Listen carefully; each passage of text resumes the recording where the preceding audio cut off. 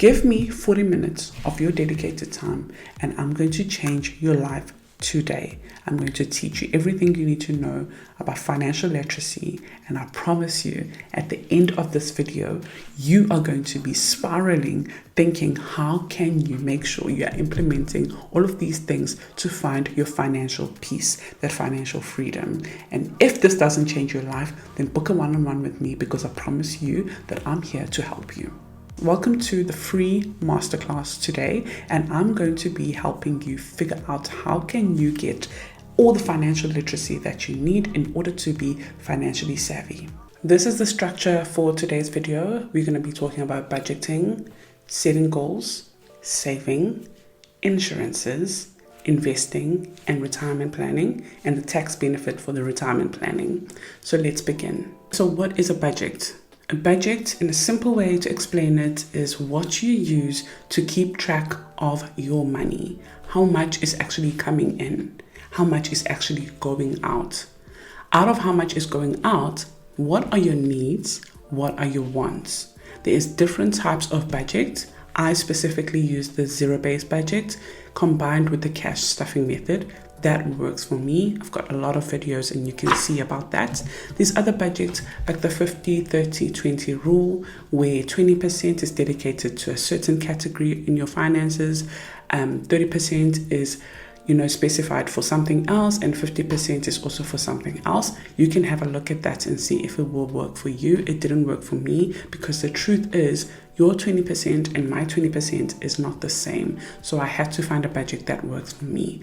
So you need to ask yourself, what budget will work for you?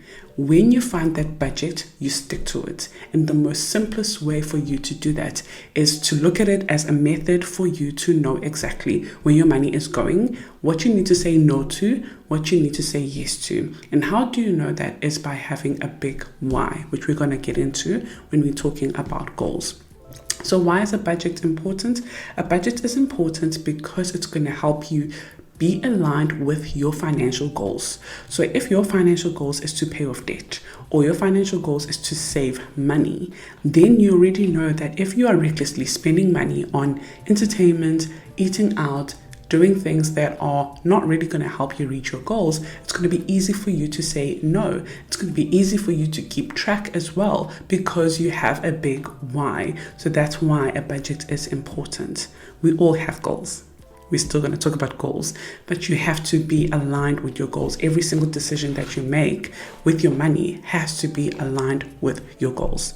And how to start in the most simplest way is to have a pen and a paper and to write down how much is your income, how much is your partner's income if you live with someone else, how much is your mother's income if you're living at home with your mom, and what are the bills that you spend on every single week. And out of those bills, what are your needs, what are your wants, what is it that you don't need that you can be fine without, so that you can prioritize your needs and your goals. That's the simplest way to start, by writing everything down. Now let's talk about setting financial goals. So financial goals are things that you would like to achieve one day.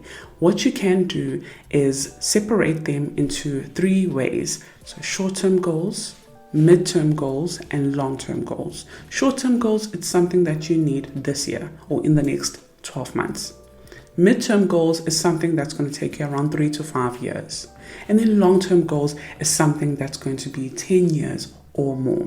For example, a short-term goal of mine is to get to 20,000 Rand in my emergency fund.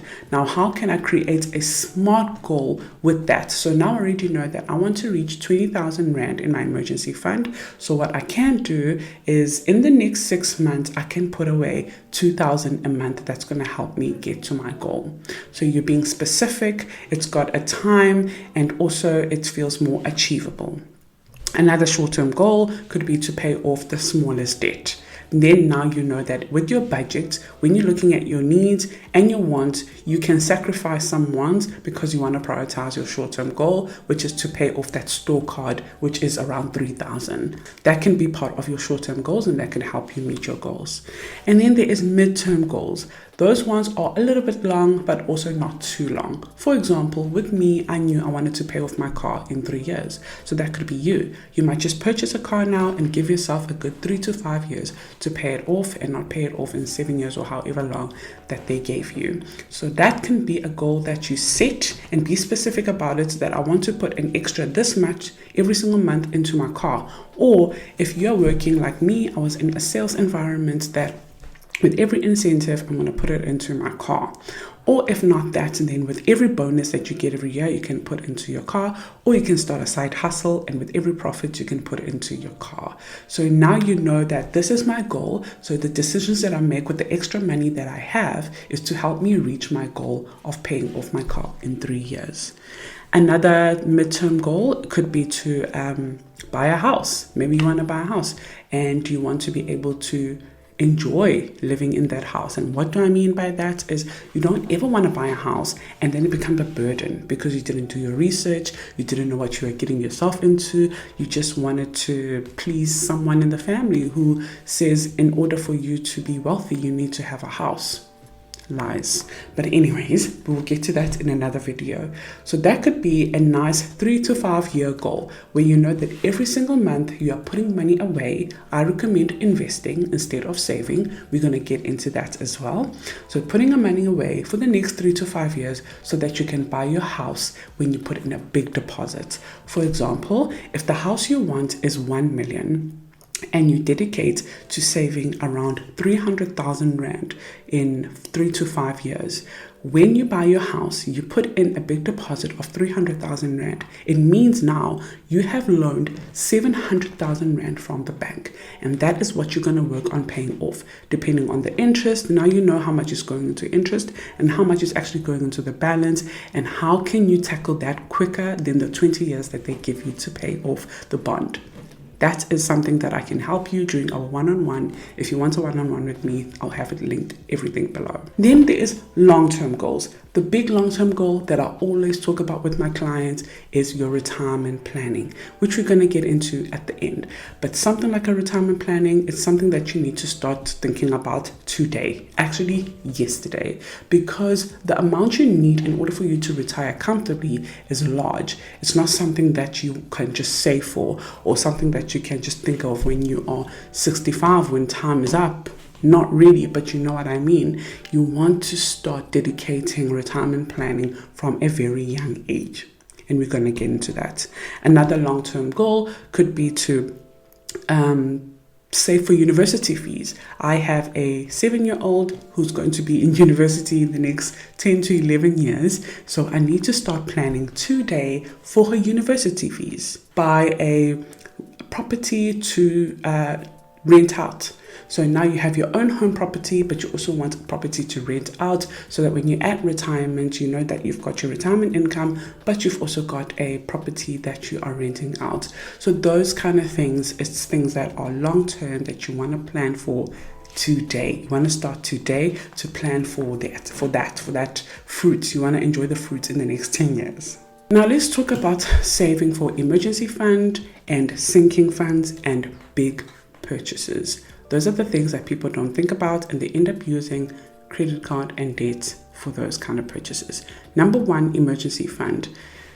I recommend having your income as an emergency fund. Other people saying your expenses. So for example, if your income is 30,000 Rand and your expenses are 18,000 Rand. Some people say save that 18,000 Rand for a 3 months worth of 18,000 Rand, or 3 to 6 months. I recommend your actual income. Then you want to be 1 month ahead on income and do it for 1 month, 2 months, 3 months, up until 6 months ahead on income. Start with 1 month and then build from there. That's what I recommend. So the reason for an emergency fund is because, let's be honest, life happens. Things do happen. We can have plans, we can set goals, we can be very strategic. I'm such a planner, but some things do happen that you didn't plan for, and that's when emergency fund will come in.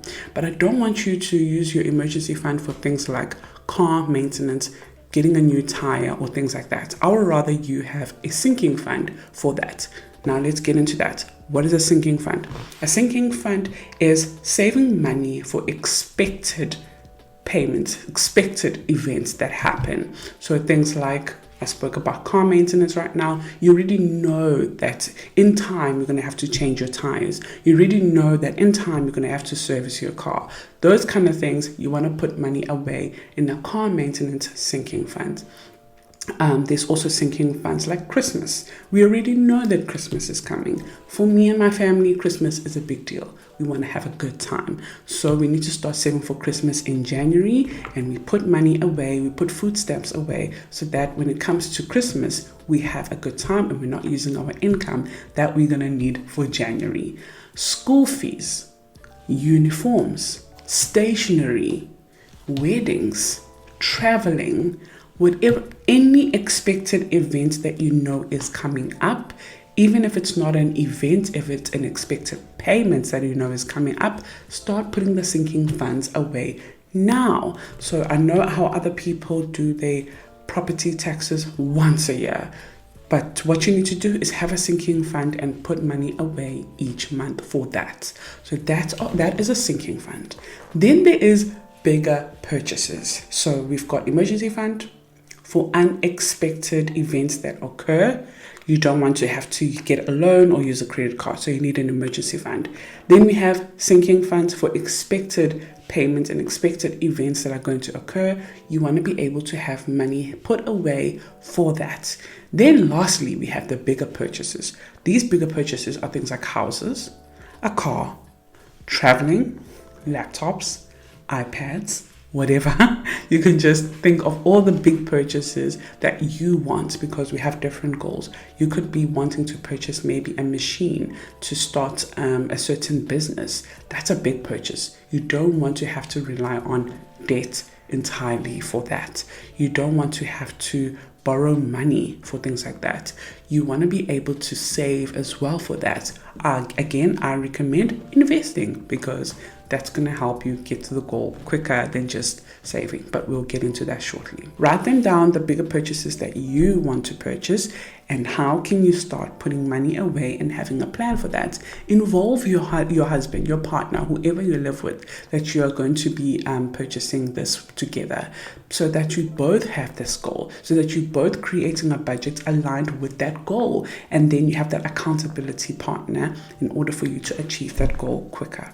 And then for your saving, I save some things in cash, because those are short-term savings. So things like Christmas, I don't want to have to pay bank charges, because I'm going to be using the money very soon by November to buy presents and things like that. But then there's also savings accounts. So I personally recommend Time Bank, just because it is a high yield savings account, and it's just has been treating me well. Nothing is sponsored here, it's just what I use, but you can use your bank account. FNB is also good, Absa is good, all the other banks are good, but that's where you can save money if you want to put it in an account. But I also use cash, as you already know, because cash just makes it so real and tangible, and you kind of have a different mindset when you're using cash. You kind of want to keep going, because it's nice to see it accumulate. Now let's move on to debt. Debt is one of the biggest issues currently in South Africa. There's over, I think, 86% of people who are drowning in debt in South Africa. You can check the stats online, but a lot of people are drowning in South African debt. And what you will see is a lot of people try to keep up with other people's lifestyle. You have no idea. Don't hate on people, don't try to copy people, because people are using debt for everything. But it's okay. Now that we know, we can change. Because you don't know what you don't know, you can't change what you don't know. But now that you know, you can change. But how do you know? These are the things that I want you to ask yourself when it comes to your debt. I want you to know your debt. I want you to know your numbers. Number one, who do you owe? Write it down. Who do you owe? How much do you owe them in total? What is the actual balance that you owe them? What is the interest rate on that amount? Whether it's a loan shark, mashonisa, loans, credit card, whatever, car, mortgage, all of that, store cards, know your interest rate. Sometimes I get my clients who send me how much they owe, but they have no idea what's their interest rate. No, you're going to be stuck in a situation where you feel like you're paying every month and you cannot get out because you have no idea how much is actually going into the debt, how much is actually going to just interest. So know your interest rate. Then know your monthly fee, because your monthly fee is your bill that's going to go into your budget. It's not just an extra, it's a fixed bill that you have to pay every single month to keep a good credit score. Once you know your monthly fee, I want you to ask yourself, when is it due? Is it due on the 1st, on the 15th, on the 25th, on the last day of the month, whatever it is? Know when is your monthly fee due. And then I want you to ask yourself, what's your debt to income ratio? So basically, out of your income, how much is actually going into debt? So how do you know that? I want you to calculate your monthly payments. So every amount that you pay, those little amounts, 2,000 here, 5,000 here, 3,000 here, 1,000 here, calculate all of that. That total amount that you're paying every single month, that bill that goes into your debt, I want you to then divide it by the income that you're receiving, so that you're going to find out what is your debt to income ratio. How much of your income goes to just debt? I'll have everything on the screen so you can see which category you are in and what you need to do depending on what category you are in. And then to improve your score, you just need to make sure that you are paying your debt on time.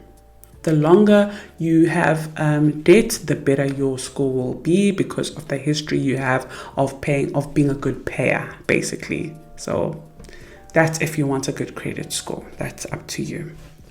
Then I want you to stay away from payday loans. Payday loans are your short-term loans. They are very high in interest, like over 30%. Stay away from them. If you feel like you need payday loans to help you basically pay your bills, that means you need an emergency fund. You need to grow your emergency fund. Your emergency fund will help you stay away from debts, will help you stay away from payday loans. Another thing I want you to do is prioritize paying off your high interest debt first. It's called the avalanche method. This is the method that I specifically like, just because a lot of your money that you're paying every single month to this debt is going to just interest, like a big chunk of it. Like, I'm going to make an example. If you are paying 7,000 a month on a high interest debt, like a loan, chances are 6,000 of that is just interest and only 1,000 is going to the debt.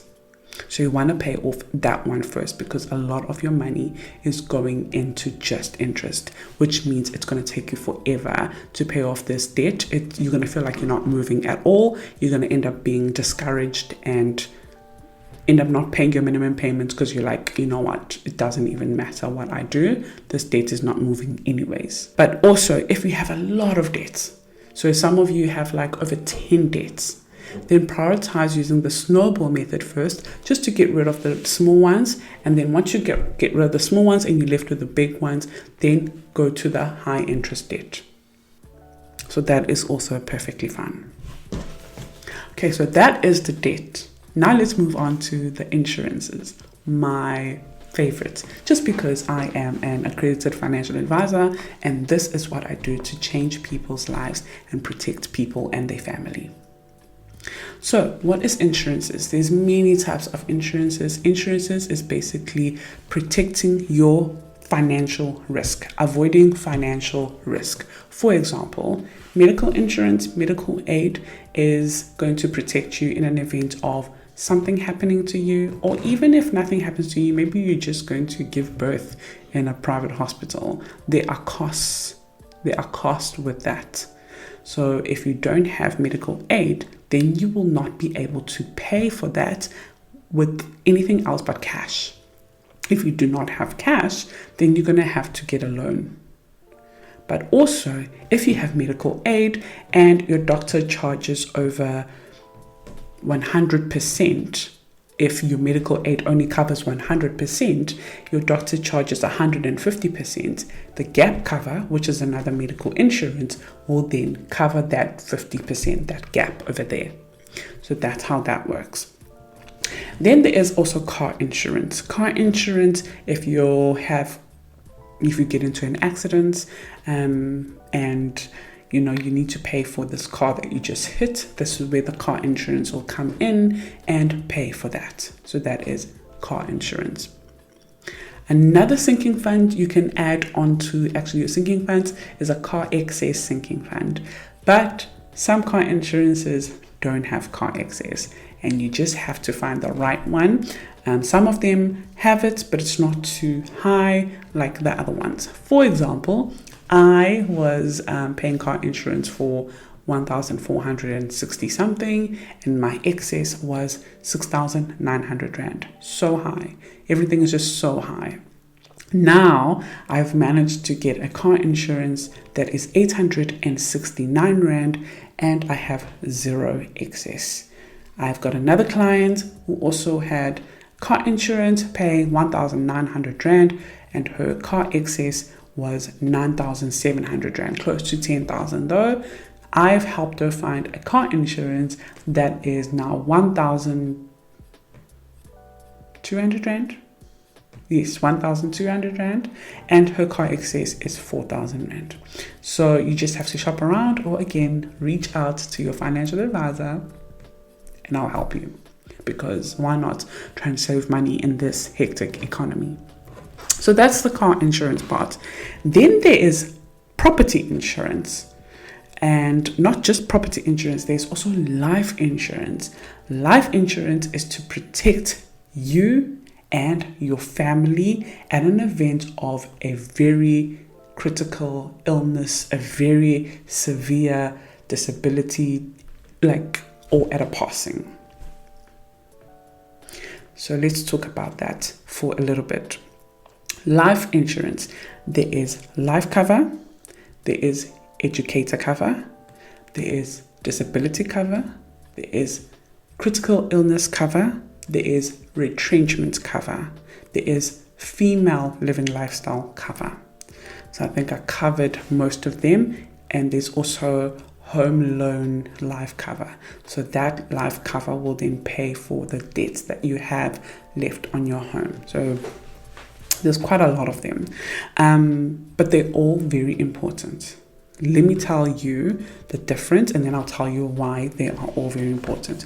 Life cover is going to make sure that your family is taken care of in an event of your passing.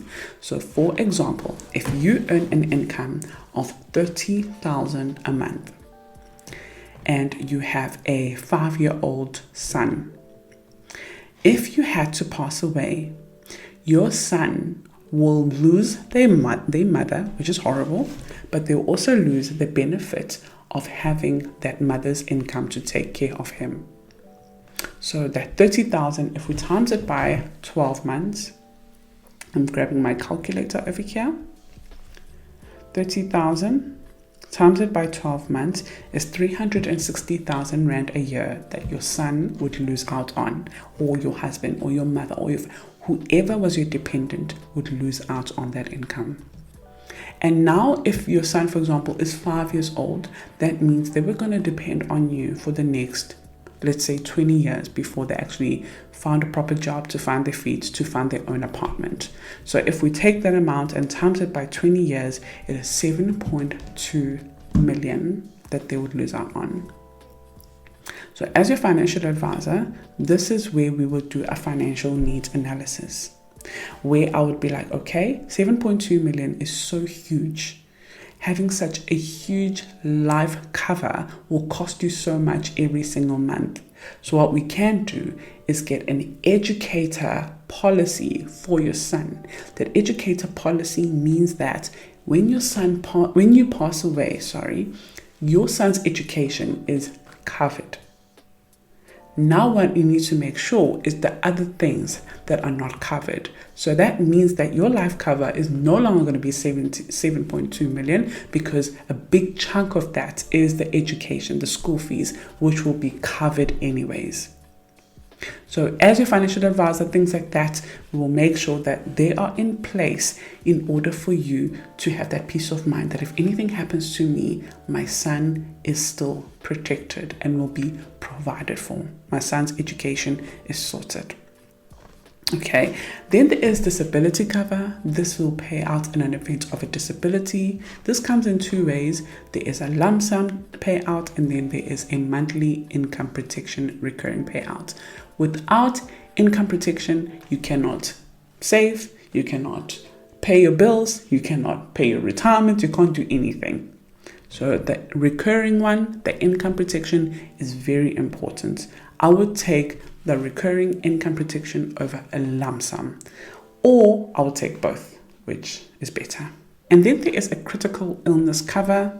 Obviously, this is for really critical illnesses. If you've got medical aid, that will cover the other stuff. But then there is critical stuff that have really high cost implications, like your cancer, your stroke, your heart attack, and many other critical illnesses out there that you need to protect your finances in an event of being diagnosed with such an illness.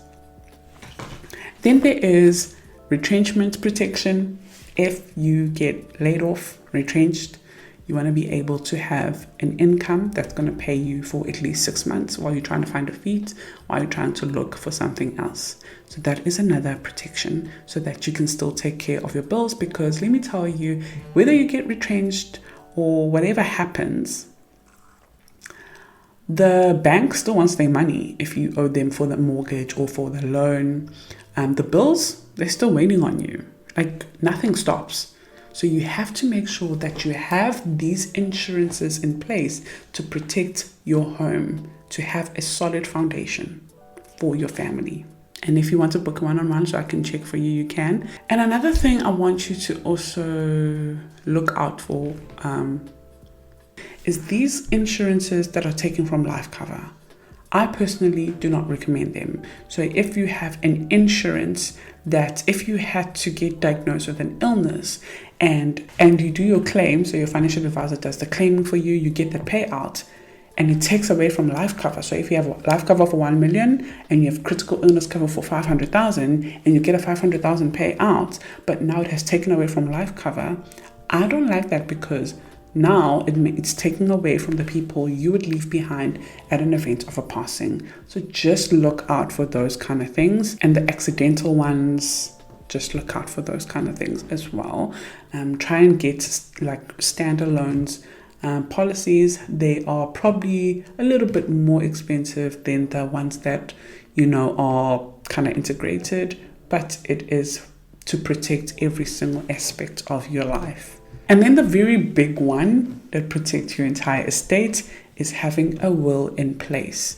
And you already know that I also pay the winding up the estate fees already, because even if you have a will, there's a lot of admin that has to happen to wind up your estate. And there's a lot of cost as well with that. So you want to be able to plan and prep for that. But your financial advisor should be able to assist you with things like that. For me, if you're my client, you already know I've reached out to you that we need to make sure that we have a will in place to protect the policies that we've put in place and your estate and your wealth. Because if you're my client and you have life cover for 2 million, but you also have a retirement and it's projecting around 6 million, and you have an investment that is projecting this much in the next 10 years, I have to protect your estate. I have to protect your wealth. I have to protect your assets. So that's how a will then come in. And if you want a full video explaining everything, I did a video with another financial advisor. Her name is Terry, and I have a link somewhere up here so that you can learn a thing or two of what happens when you pass away without a will. Now let's talk about investing. What is investing? So in the most simplest way, and I'm still going to do a whole video dedicated to just investing, but I'm going to cover it today because it's part of Financial Literacy Masterclass. So investing is basically making your money make you money. I think that's the most basic way I can explain it. It's keeping up with inflation. It's putting money away, buying assets like stocks, mutual funds, crypto, property. There's a whole lot of many ways to invest your money, and at the hopes of in the long run, your money would have grown, and the compounding interest will make sure that you keep up with the inflation. I think that's the most basic way. I don't want to use terminology that will confuse you. So I'm just being very, very basic, and I hope that you understand it. But I'm also going to paint a picture so that you understand what is investing shortly. I'm going to make also another example. I've got a client, my client, who has put in 500,000 Rand into a portfolio. And in 8 months, the 500,000 Rand has grown to 550,000 Rand. She did not put in the extra 50. The 50 has grown because of compounding interest. That is investing. Letting your money make you money. Okay. Now you need to also have an understanding of your risk tolerance. Are you a conservative saver, moderate, or an aggressive one?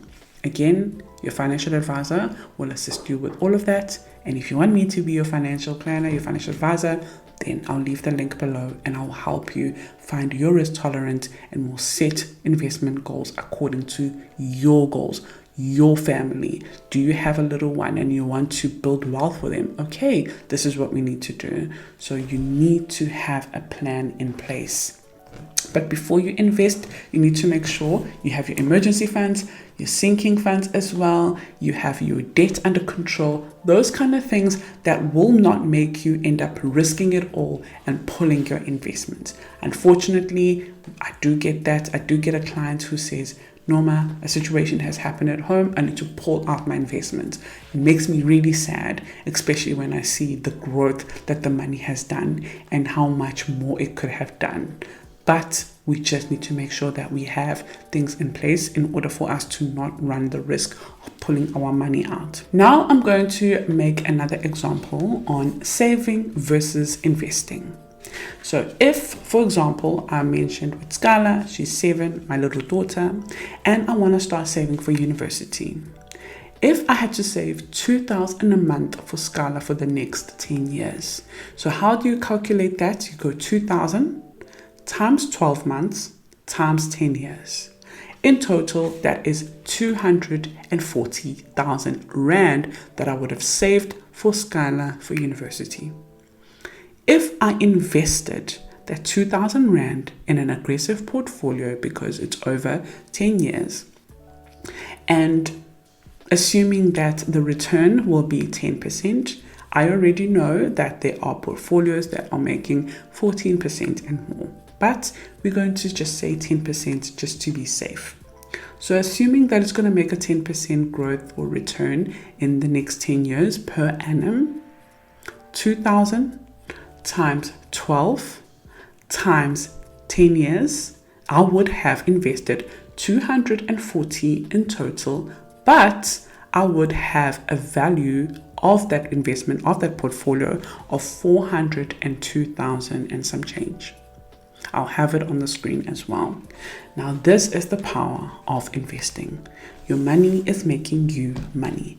So if we had to do the math, for example, let me see. I have it here on my screen. So 402,915.20 cents minus by 240,000 that I technically have contributed. That means the money has grown by 162,915.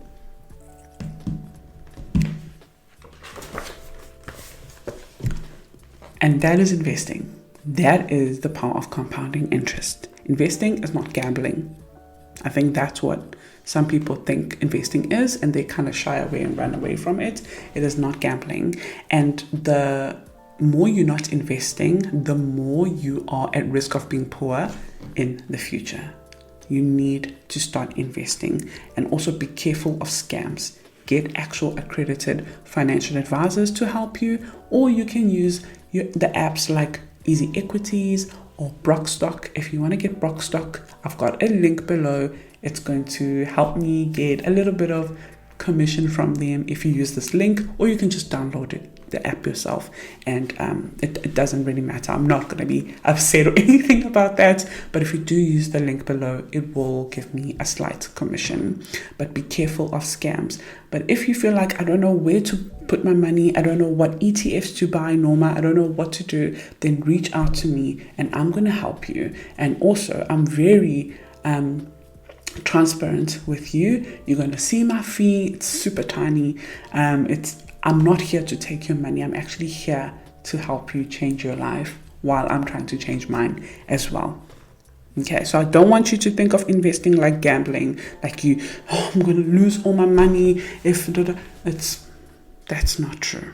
That is not true. Investing is like planting a tree. I want you to think of that. Investing is like planting a tree. You prepare the soil. So that is your research. So that is sitting down with your financial advisor and actually doing the Q&A session, showing you the different portfolios and your risk, finding your risk tolerance, your risk profile, so that you're preparing the soil. And then you plant the seed. So that is now you contributing and putting your money into that soil. Then you give it time to grow. So now you're watering the seeds by, either you put a lump sum or you put the recurring money every single month, and you wait long term, 3 to 5 years, or over 10 years if it's a retirement plan and university fees or whatever, as I explained earlier. And let me tell you, the last part is the best part. You enjoy the fruits. So now those are your returns. That's how much your money has made you. You enjoy the fruits. Gambling, on the other hand, is like buying a lottery ticket, hoping for the best. Hoping for the best. You could lose your money instantly, or you can actually win instantly. But that is by chance. It is not a strategy that you put in place. Like with investing, it is literally a strategy you put in place. It is the knowledge and the time that you need. It is not luck. It's not chance. It's not a get-rich-quick scheme.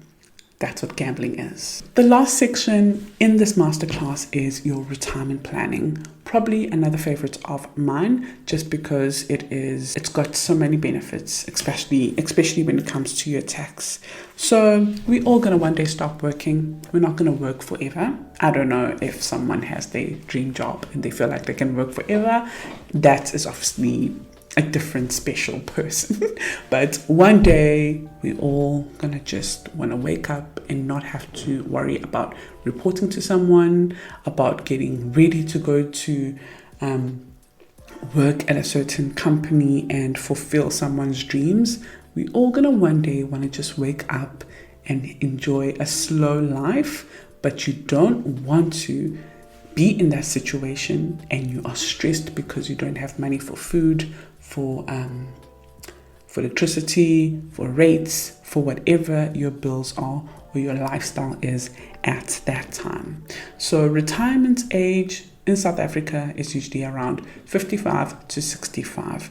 Now, depending on what age you want, you need to know how much you need in total for you to retire comfortably. I do have a video about this, but I'm going to do another updated one. You don't want to get to the point where you're forcing yourself to work over the age of 65 because you've realized that I did not put away money for retirement. I spent my money every single month eating out, shopping, and just keeping up with the Joneses, and now I have no fruits to enjoy. And I see my friends and they had retirement annuities contributing 500 Rand, 600 Rand, 800 Rand, 1,000 Rand a month, and now they're enjoying their life. You don't want to be in that position. I promise you don't. You're going to regret it. So you want to start today. There are 4 questions I want you to ask yourself. Write them down. Get a pen and paper. You should be writing down quite a few things actually. But anyways, let's do this one. How much will be enough for you to receive at retirement? So now you've retired, you don't have any debts, because that's the worst thing you could do, is to get to retirement and you have a bond or you have debt that you're paying. So let's imagine there's no debt. How much would be enough for you to receive monthly? Write down that figure. So I'm going to work with 20,000 Rand. When do you want to retire? At what age? So let's say 65. I'm going to retire at 65, stop working, and then just live my dream life with my grandkids and whatever. How many years are you going to plan for? I usually plan up until the age of 90. If you're my client, you already know that. So I plan up until the age of 90, which is 25 years. So I'm assuming that you're going to live long. And I'm praying for that for you. So 25 years. So if now you take that 20,000 that I spoke about and I times it by 12 months, and then I take that amount that I need annually and I times it by 25 years, now we are looking at 6 million that we need in order to retire comfortably. So by the age of 65, when I retire, I need to have 6 million in my portfolio. That will pay me 20 million a month up until I'm 90 years old and over. Okay, lastly, how much do I need to contribute monthly to reach that 6 million? Now, depending on how old you are, depending on your escalation, depending on your budget, that's when we will do the calculation together. And if you want me to help you with that, if you know that your provident fund is not enough and your pension fund is not enough, which I already know because we all want to retire comfortably, and if you know that you don't have a provident fund or pension fund, even worse, reach out today. And I'm going to help you calculate and I'm going to help you create a budget so that you can afford your retirement annuity, so that when you get to retirement age, you will look back and see, and say, I am so glad I planted the seeds at that time with Norma and now I'm enjoying the fruits.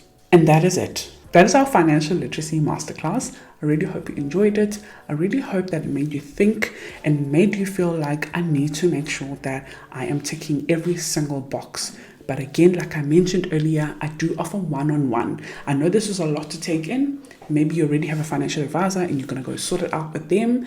But if you don't, or if you wanted to change your financial advisor, I am available. I'm not here to just sell you a policy or to make commission from you. I actually am passionate about this. I started talking about this before I became a financial advisor. For 4 years, I was talking about this before I became a financial advisor, talking about changing and transforming your finances in order to live a better life. And now that I'm a financial advisor, now I have access to all these portfolios to help you build your wealth, especially for my culture.